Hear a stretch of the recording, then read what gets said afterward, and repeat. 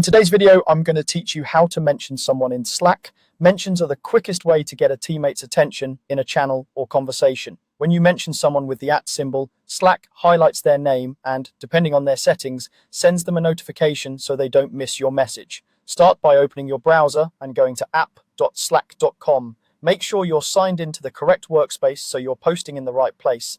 If you use multiple workspaces, double check the logo and workspace name in the sidebar before you proceed.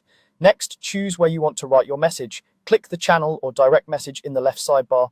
Pick the space that's relevant to the topic so your message lands with the right audience.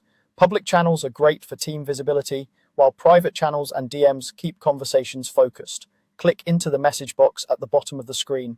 You'll see the blinking cursor, which means you're ready to compose. If you're replying in a thread, you can click into the thread's message box instead. Mentions work the same way there. Type the @ symbol, @. As soon as you do, Slack opens a suggestions menu.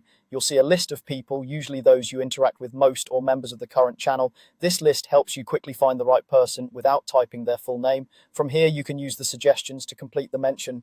Start typing the person's display name after the @, and the list will narrow in real time. Click the correct name in the list or use your keyboard to select it.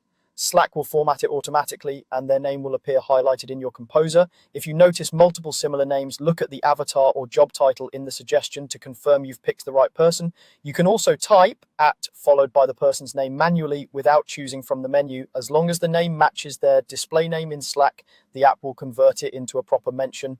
Partial names usually work too. Just type a few letters until you see the right match. If you don't see someone, they may not be in the channel. You'll need to invite them to that channel before they can be mentioned there. A few quick etiquette tips. Use mentions thoughtfully to avoid unnecessary notifications, especially for teammates in different time zones. Reserve broad notifications like @channel or @here for truly urgent updates. And